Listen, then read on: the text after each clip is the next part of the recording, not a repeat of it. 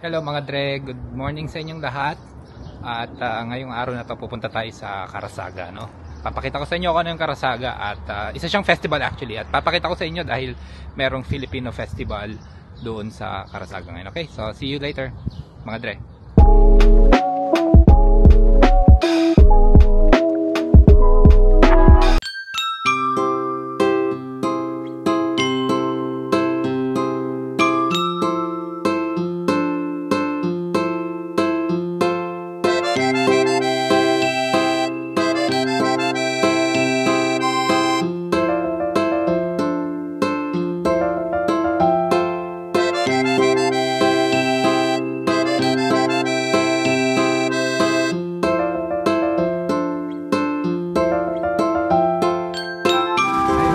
Nandito na tayo sa Mississauga at dito pa nagaganapin yun sa Paramount Center ang Carazaga 2025. So yung Carazaga pala mga Dre, yan ay festival ng iba't ibang mga bansa. Syempre kasama ang Pilipinas, ano? Yun ang pupuntahan natin ngayon. Titingnan natin kung anong mga pagkain, mga mabibili natin doon sa festival sa Philippines. Pero syempre lilibutin din natin, titingnan din natin yung ibang mga ginawa na ibang mga bansa maliban sa Pilipinas, ano? So tara na.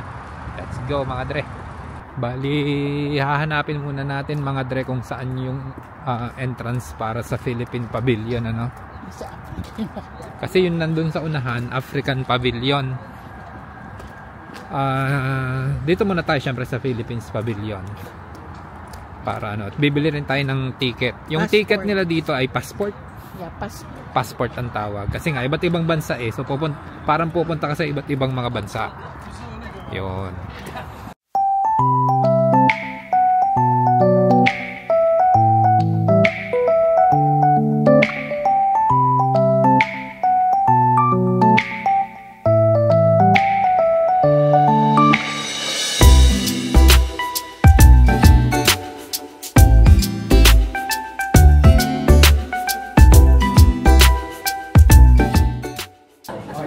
Ito na mga Dre, nakapasok na tayo sa loob, nakabili na tayo ng passport.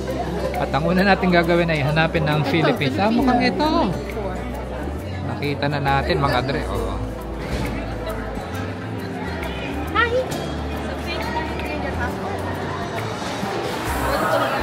Is it okay to film? Thank you.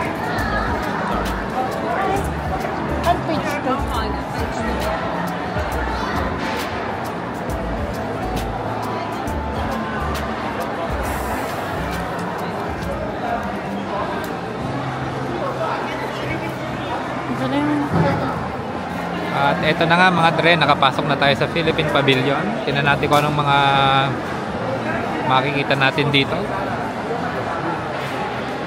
Performers. Mga performers, mga pagkain. At ikot-ikot muna tayo mga Dre. Dito tayo. Andito tayo. Oh, bebe. Uy.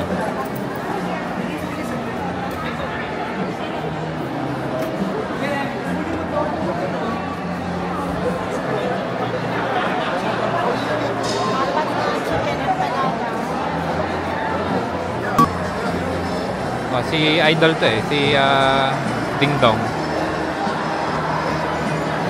So yun mga Dre, upo muna tayo kasi magpe-perform na pala ang CPO, ano? Ang CPO is ano nga ibig sabihin ng CPO?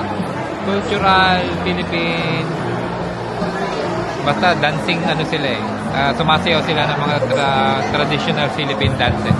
Yun mga Dre. At magsisimula na rin sila ng kanilang performance, kaya panoorin natin. Sila ninang up.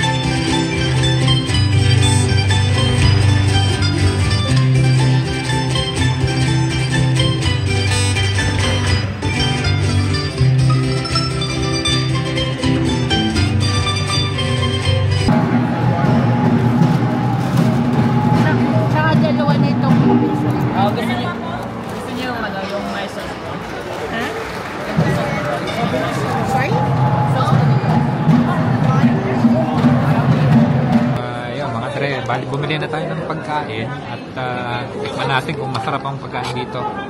So, ito yung mga pagkain binili natin. Yung tayong, ano ito? Buko pandan.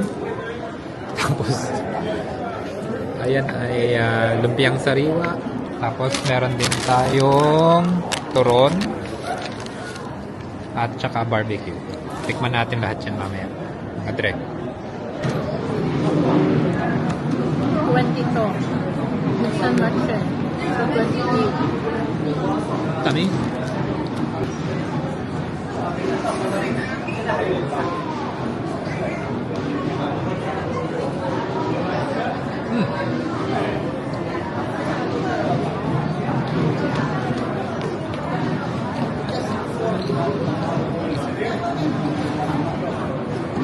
Sarap yung lumpiang sariwa.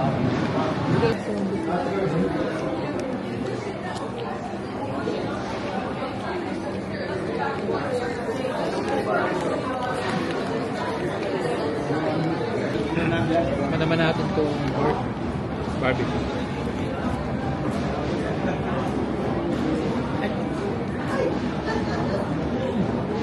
Isaw.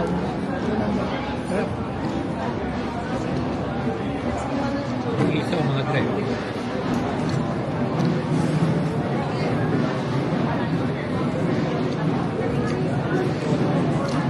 Isaw.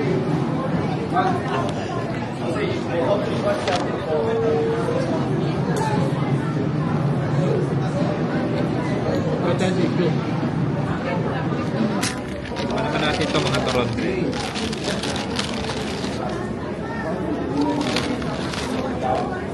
Turon.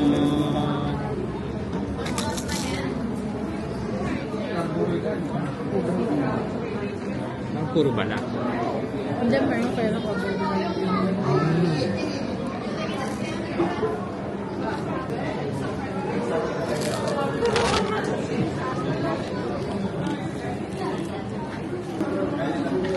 Last bite mga Dre.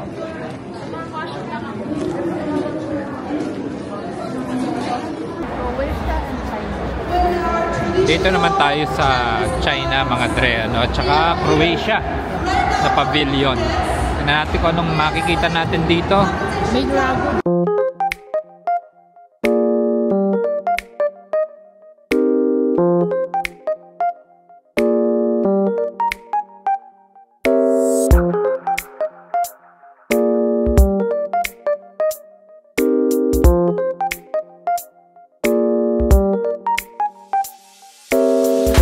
Punta naman tayo sa ibang pavilion mga Dre.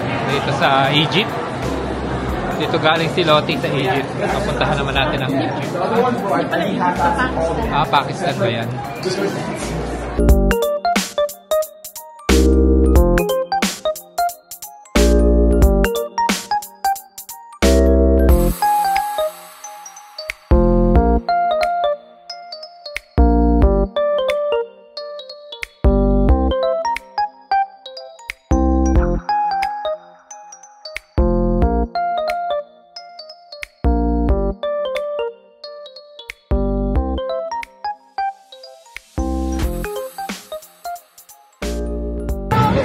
Dito naman na tayo sa Hawaii mga Dre. Karating na tayo sa island of Hawaii at tingnan natin kung ano naman ang makikita dito sa pavilion na to.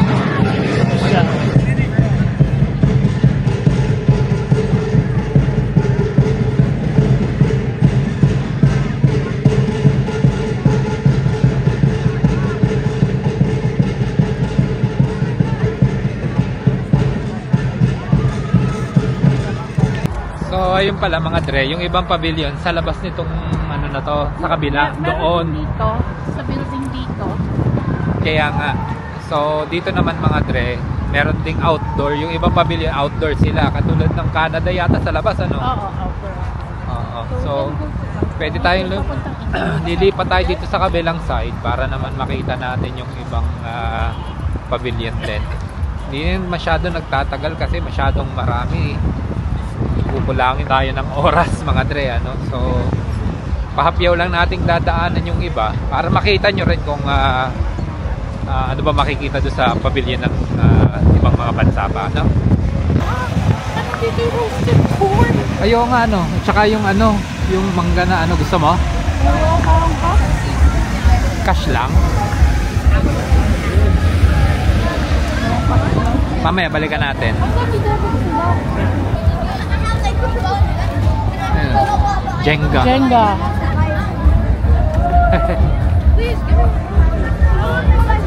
Ito, Caribbean. Ayan. Ano number page niya? Hanapin na natin. Oh, 13. Page 13.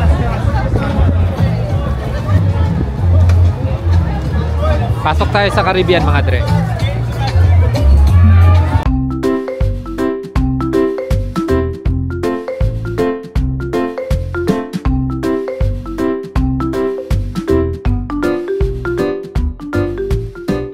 So anong nangyari mga dre, bumili na lang kami ng jerk chicken kasi maliit lang naman tong pavilion, ano lang siya, parang tolda lang, ano. Tikman na lang namin tong jerk chicken mamaya sa bahay. Eto mga dre.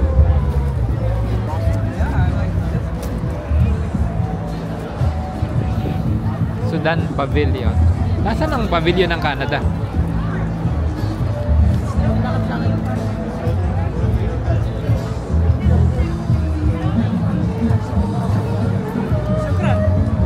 Maliit lang kasi yung mga ibang ano, mga ano lang sila, mga tolda lang.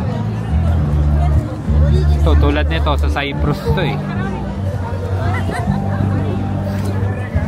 Tapos usually ang mga ganitong tolda lang, kainan lang sila, ano. Oh. Wala silang performance. Oo, walang mga performance. O kung gusto mo lang pumunta doon at makatikim ng pagkain nila, mga dre, papasok ka na lang. Pero walang mga performances.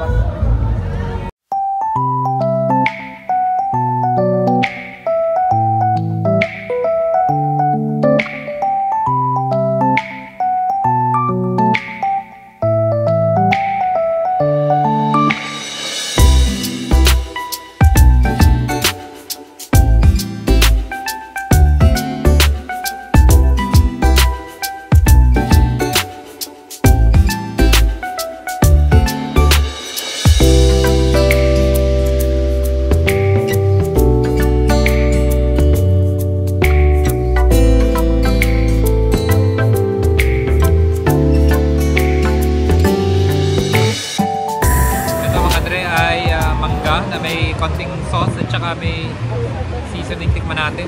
Ayan.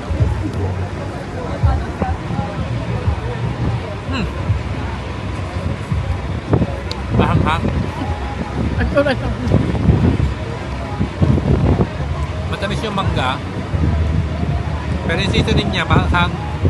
Ay, hindi ka tulad sa Mexico. Oo. May Tapos asukal. maalat-alat siya ng konti.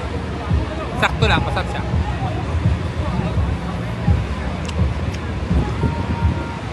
Mga dre.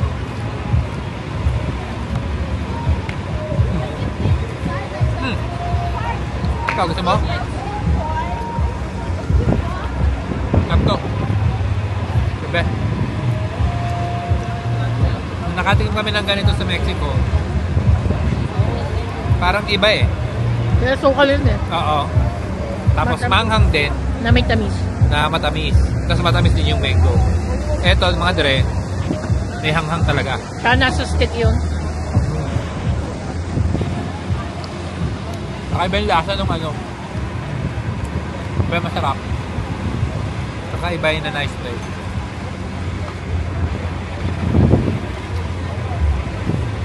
Kano ito? Magkano ito? Ikaw nagbayad. Kasama yung mais. Parang $15. Ito yung mais. Not bad.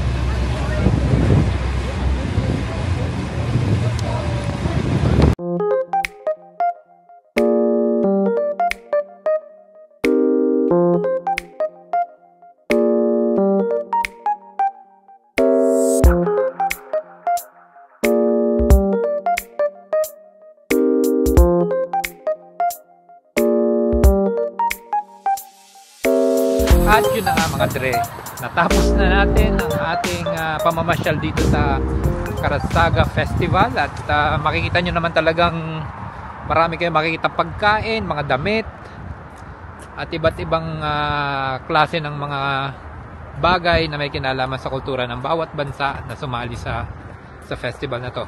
Kaya hanggang dito na lang din muna mga dre, no? Uwi na kami kasi dahil hapon na at magkita-kita na lang ulit tayo sa susunod kong vlog mga dre at mag-iingat kayo lagi at God bless sa inyong lahat mga dre.